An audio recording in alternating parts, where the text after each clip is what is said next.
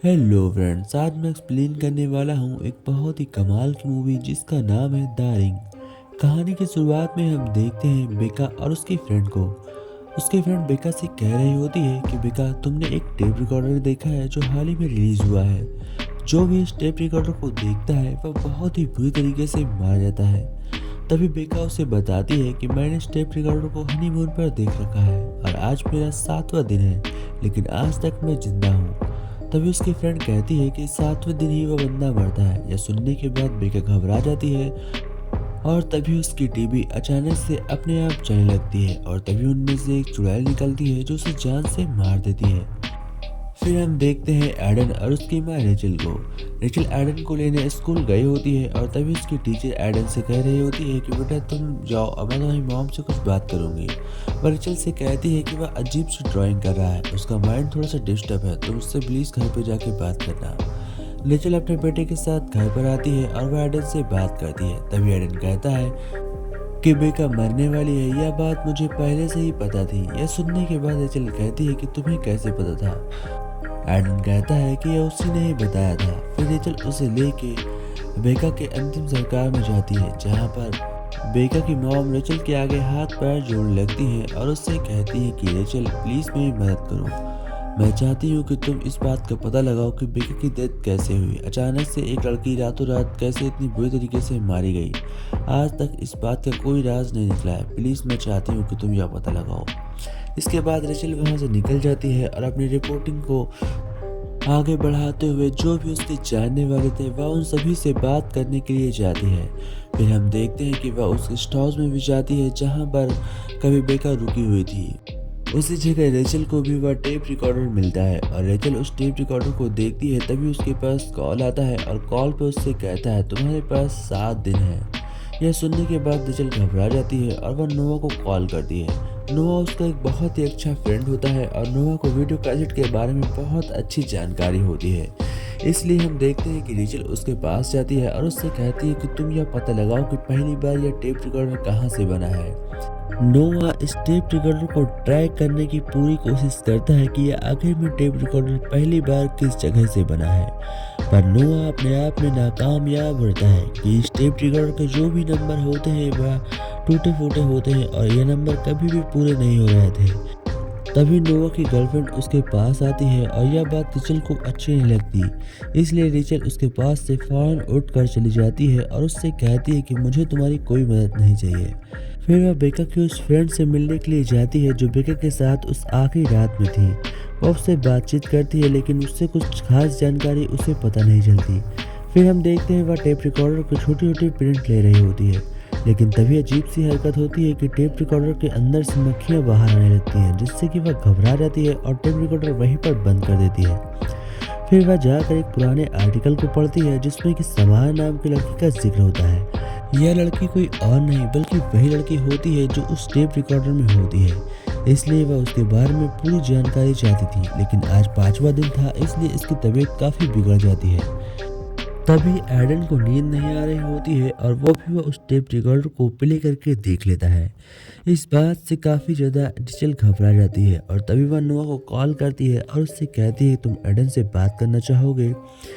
तभी हमें यहाँ पर पता चलता है कि रेचल और नोआ एक दूसरे से पहले कभी प्यार करते थे और एडन उन्हीं की देन होती है। एडन नोआ का ही बेटा होता है। इसके बाद हम देखते हैं कि रेचल फिर से एक शिप पर जाती है जहाँ पर बहुत सारे घोड़े रखे होते हैं। वह एक घोड़े के पास जाती है, तभी घोड़ा उसे देखकर घबरा कर नदी में जंप कर देता है और फिर वह मारा जाता है। इस बात से काफ़ी ज़्यादा रेचल घबरा जाती है और फिर वह समारा के घर जाती है जहाँ पर समारा रहा करती थी। समारा एक आइलैंड पर रहा करती थी, इसलिए वह उस शिप से जा रही थी। वह वहां पहुंचकर रिचर्ड से बात करती है। रिचर्ड उसे बताता है कि समारा मेरी वाइफ थी और मैं उसके लिए कुछ भी करने को तैयार था, लेकिन न जाने अचानक से उसे क्या हुआ कि उसे देखकर उसके सारे घोड़े अपनी जान देने लगे और इस बात को समारा झेल न सकी, उसने आत्महत्या कर ली। यह बात सुनकर रिचल काफी अफसोस करती है और वहां से लौट आती है। इधर हम देखते हैं जिसके पास समारा की बेटी एना की रिपोर्ट होती है। फिर वह रिचल को कॉल करता है और बताता है। फिर रिचल अपने बेटे एडन को कॉल करती है और उससे कहती है कि तुमने जो पेंटिंग बनाई है वो सारी पेंटिंग कहाँ से सीखी। वह कहता है कि यह सब मुझे एक छोटी बच्ची बताती है जिसका नाम एना है। फिर वह समारा के पास वाले घर में बातचीत करने के लिए जाती है, जो कभी समारा की डॉक्टर हुआ करती थी। इधर हम देखते हैं कि नोवा एक आदमी के पास जाता है और उससे कहता है कि मुझे एक टेप रिकॉर्डर चाहिए, लेकिन हॉस्पिटल से वह टेप रिकॉर्डर पहले ही चोरी हो चुका होता है, जो कि रिचर्ड के पास होता है, यानी कि समारा का पति और एना का डैड। हम देखते हैं कि वह टेप रिकॉर्डर कोई और नहीं बल्कि रिचल प्ले करती है और उसे देख रही होती है। उसमें वह छोटी बच्ची एना बैठी होती है और वह कह रही होती है कि मैं किसी को भी जिंदा नहीं छोड़ूंगी, मैं चाह कर भी समारा को चोट पहुंचाने से नहीं रोक सकती। तभी वह टेप देखकर रिचर्ड काफी ज्यादा डर जाता है और वह अपने आप को इलेक्ट्रिक शॉट लगाकर मार लेता है। फिर रेचल एना का पता लगाने के लिए उसके घर में तहकीकात करने लगती है और उसके बेसमेंट में जाती है। फिर उसके हॉर्स घर में जाती है, जहां पर वह देखती है कि एना का रूम होता है। फिर एना के रूम के पीछे छोटा सा दरवाजा होता है, वह उसे तोड़कर उसके अंदर जाती है, जहां पर एक खुफिया जगह पहुंच जाती है। फिर उसके पैरों के नीचे एक बेसमेंट बना होता है, जो कि कांच गिरने की वजह से उसे पता चलता है। वह उस बेसमेंट को जल्द से जल्द खोलती है। हम देखते हैं कि नोवा भी उसके साथ जाने वाला था, लेकिन बेसमेंट के अंदर एक बहुत ही गहरा कुआं बना हुआ था। रेचल उस कुएं को देखती है और नोवा से कहती है कि तुम मेरा ध्यान रखना, मैं उस कुएं के अंदर जा रही हूँ। तभी वह कुएं के अंदर गिरती है और वह देखती है कि उसके अंदर एना की डेड बॉडी पड़ी होती है। वह उसके अंदर जाती है और उसे ढूंढ कर बाहर निकालती है। तभी उसे एक ख्वाब आता है, जिसमें कि एना उसे जिंदा दिख रही होती है और उस ख्वाब में वह देखती है कि एना के साथ क्या हुआ था। दरअसल समारा ने जानबूझकर एना को मार दिया था, क्योंकि एना कुछ अजीब हरकतें कर रही थी। उसके पास कुछ खुफिया शक्ति थी जो कि डेविल जैसी थी, इसीलिए उसने उसे धक्का देकर कुएं के अंदर हमेशा के लिए कैद कर दिया।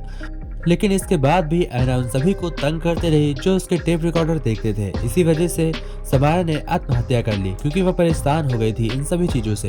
फिर हम देखते हैं एडन को, जो जमीन पर सो रहा होता है। तभी रीचल घर आती है और एडन को एक बिस्तर पर सुलाती है। दूसरे दिन हम देखते हैं कि रीचल नहा रही होती है और तभी उसका बेटा उससे कहता है कि उस छोटी बच्ची का क्या हुआ। रीचल कहती है कि मैंने उसे आजाद कर दिया। तभी एडन कहता है कि आपको ऐसा नहीं करना चाहिए था, वह इसी का इंतजार कर रही थी, उसे जानबूझकर वहां कैद किया गया था, यानी कि एडन को पहले से ही सब पता था। तभी लास्ट सीन में हमें दिखाया जाता है नोवा को। नोवा एक टेप रिकॉर्डर प्ले करता है और तभी उसमें से एना बाहर निकलती है और वह हम देखते हैं कि नोवा को मार देती है। 7 दिन होने की वजह से नोवा मारा जाता है और रिचल चाहकर भी नोवा को नहीं बचा पाती। तभी रिचल सोचती है कि मैंने भी 7 दिन हो गए, लेकिन मैं क्यों नहीं मरी। तब उसे होश आता है कि मैंने उस टेप रिकॉर्डर की एक कॉपी बनाई थी, इसलिए वह एडन के हाथों से भी एक कॉपी बनवाती है और उस टेप रिकॉर्डर की कॉपी बनवा कर पब्लिक करा देती है। उसके बाद एडन को कोई खतरा नहीं होता है और रिचल को भी कोई खतरा नहीं होता है, लेकिन जो भी इस टेप रिकॉर्ड को देखेगा वह 7 दिनों के अंदर मारा जाएगा। तो दोस्तों, इसी ट्विस्ट के साथ यह मूवी एंड होती है। आशा करते हैं कि आप लोगों को वीडियो पसंद आई होगी। अगर वीडियो अच्छी लगी हो तो चैनल को लाइक एंड सब्सक्राइब करना मत भूलिएगा। मैं आपसे किसी और वीडियो में किसी और टाइम मिलूंगा, तब तक के लिए जय हिंद फ्रेंड्स।